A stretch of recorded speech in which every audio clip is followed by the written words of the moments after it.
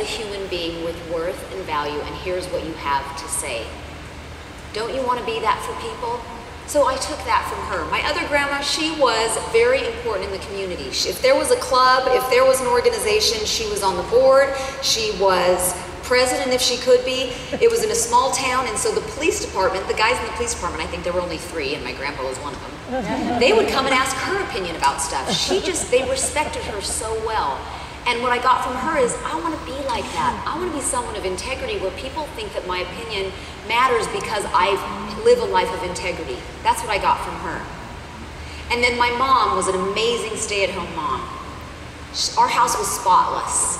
She was really a servant, an amazing servant. Our house was clean all the time, at all times. There was not, you could lay on the carpet and there was not dog animal hair on you. There was, you could not say the same in my house.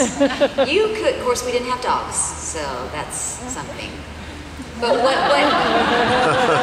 totally delayed reaction. Oh, I get it. Yeah, that's funny. Thank you for laughing, though. It didn't. That joke kind of fell with a big flop. But our clothes were always clean, hanging in our closet, put away in our drawer. She really did all of this kind of stuff. And that was never me either. She'd say, come in here and bake with me, Tracy. And I'd say, Mom, I'm going to have a maid. Come do the dishes. I'm going to have a maid. Clean your room. I'm going to have a maid. And she said, you were so convincing, I totally believed you. I don't. I do my own dishes and my kids help me, but I do my own laundry and all that kind of stuff. But I just was repelled from housework. But in my mind to this day, I still beat myself up that I'm not a good mom because she is the standard for me. She was home, she was comfort, she was all the things to me that a mom should be. That's all my only understanding of what a mom is. And I'm not her because I do this. I love this stuff. I make webinars and PowerPoint presentations. That's really fun for me. But I don't know any other mom who does that. I don't know any other mom who struggles with a big family and having a job. I don't know anyone who does that. So in a way, it's pioneering into an area, but at the same time, my own jailing voice tells me that's not what a good mom would do. Oh, Tracy, you're on the stage, your daughters were up in the hotel room. Your mom would have never done that. I beat myself up because I have a standard of what I think I should be. Do you do that? Do you have a standard of what you think you should be and you fall short? And you tell yourself how bad you suck at it? And you believe yourself and you don't let any voices penetrate in because you so beat yourself up about all the ideals of what you think you should be? We do that to ourselves. And so then when we go out to coach people, we have no confidence because really we think, why would they want to hear us? What value do I have to add? I'm not good at anything. I try a little of this, I try a little of this, but all of the people who are heroes in my life growing up, I don't look like any of them. I don't match them.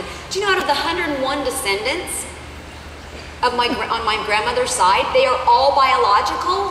I mean, my own family doesn't look like theirs. For those of you who don't know, my number 5 and number 6 kids are adopted from Ethiopia.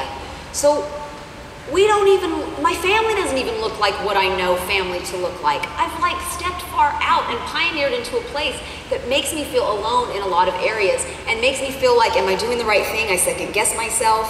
Am I doing anything well? I know we all feel that way, and maybe you didn't adopt kids from another country, and maybe you don't struggle with the same things that I struggle with, but I know that we all struggle with an ideal of what we think we should be, and we're not that person. And we discount ourselves from a lot of things in life that we should not.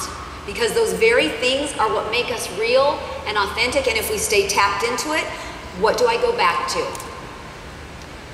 I know my intentions are good. I know that I believe I'm doing what God called me to do, even if it doesn't look like anything else I've ever seen. I know that every single day I wake up and I set my intention that I want to do what God has for me in that day, even if it's uncomfortable. And then I try and give that to each person I come in contact with, whether it's just my kids or my pets or my assistant or a friend who stops off at my house. I want them to feel like I care about them because I really do. We're all winging it. We all need each other, and the only way we can all get well, healthy, physically, mentally, spiritually, is if we all get real with one another. And I'm not saying please don't leave this room and go and confess your deepest sin and your deepest hurt to somebody else immediately. You may want to go to somebody, but don't huddle up amongst yourself and now I'd like you to all break into groups and share the one thing you've been protecting. I would like you, however, to really think about what that might be and what that might look like for you to allow yourself to let yourself out of that place. It might be a huge jail cell, might be a little tiny cramped one, might be a really secret cell. But do something to get yourself healthy, because if you're wondering why your business is frustrating, it's because you need to deal with you first. And once you deal with some of that stuff, then you're more open and people read that in you and you're a safe person to come to. You don't have all the answers. I certainly do not have all the answers. But I know we can figure it out together, whatever it is. We can figure life out when we connect with other people. And it'll be messy and it'll be crooked and it'll be distorted. But we'll have each other and we won't cross that finish line, what we talk about in the TD Tour, taking your business across the finish line, goal line, taking our life across life's finish line, finishing well, finishing linked arms, one relationship at a time, together rather than by ourselves, limping across with our chin down.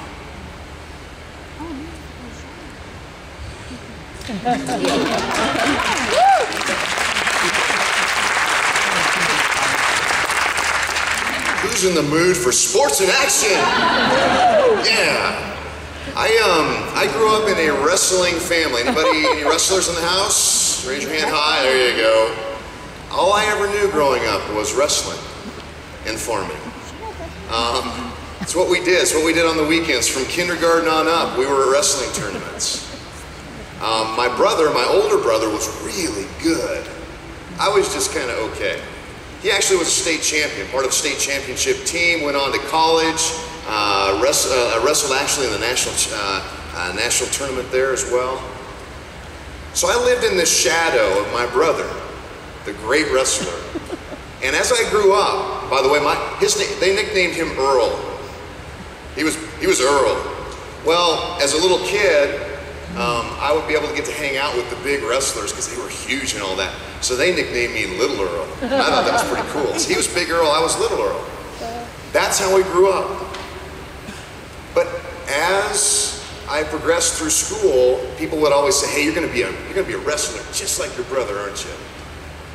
I didn't want to be a wrestler just like my brother. I wanted to be me. I wanted to be a wrestler like me.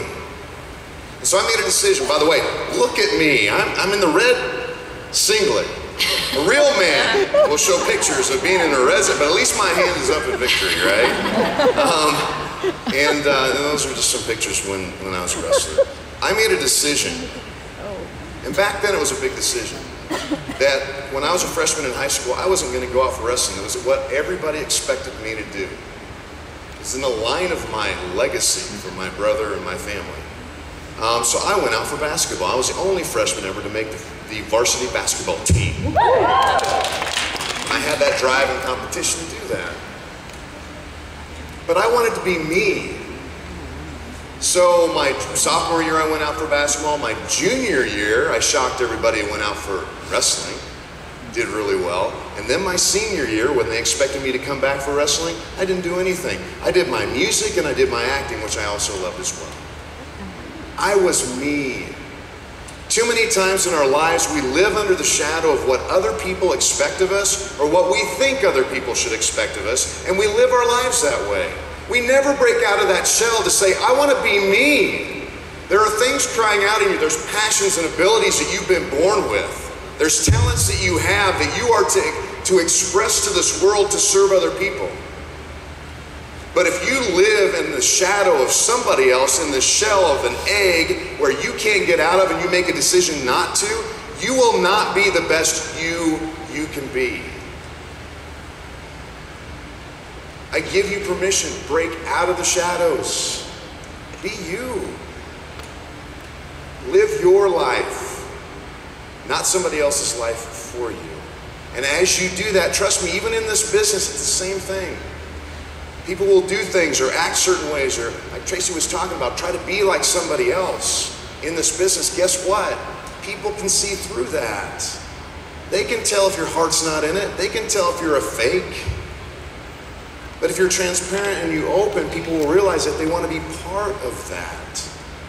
You will be able to express yourself and grow your business far greater if you will do it the way you're designed to share it, the way you're designed to build it. I want to close out with, I'm going to fast forward here. We're going to skip some of these things.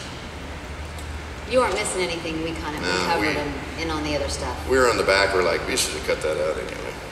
I have a fortune of being a coach for my son. And many of you have been on our calls and all that, webinars, you know that I've been coaching my son's team since they've been pre-kindergarten all the way up. And he's 14 now. We've been part of a select baseball team for many years. And this is his last year. Next year he goes into high school. Well, there was something that happened a few months ago that caught me off guard. We were at a high school orientation. Anybody remember going through high school orientation? Yeah, and went through there with my son, and it was one middle school orientation to the high school that he'd be going to. And they go through and they introduce all the teachers they'll be having and what they can expect in their high school life and all that. Well, at the very end, they have all the kids go into an auditorium like this with tables, and at the tables are the coaches of the various sports of that high school. And what they ask the kids to do is to sign up if they plan on trying out for those teams. That way, those coaches can know what to expect in the process of what they may have for their team. Well, I was standing at the baseball table talking to the coach and some other parents, and I was just kind of watching the kids sign the sheet. And they kept signing, signing, signing. By the end, there were probably 50, 60 names on there of boys my son's age who want to try out for a team who only has 15 positions. Not only that, there were going to be 7 other middle schools that will have the same orientation at the same high school. I realized at that moment I had to have a talk with my son that I didn't want to have. You see, I grew up in a high school where if you didn't try out for a team, we didn't have a team, pretty much. You know what I'm saying? Been there? So I got to, like I showed you, I got to do everything I wanted to do. I didn't have to worry about whether I could make the team. He's going to try out for 15 spots, and there'll probably be well over 100, 150 kids trying out for those same positions. So when we got in the truck that night and we were driving home, I said, son, I got to have a conversation with you that I don't want to have, but I have to have. You have to realize something. Did you realize what was going on in those sign-ups? Because he likes baseball and basketball. And he said, yeah, there's a lot of kids trying out. I said, you have to understand, you may not make the team. And you have to make a decision right now that you're going to have to prepare yourself right now to do your very best at those tryouts. Because, son, I want you to walk away saying, you know what? I gave and prepared all I could. I laid it all on the table, and I can walk away and say I did my very best, whether I make the team or not. And that's what you're going to be satisfied with.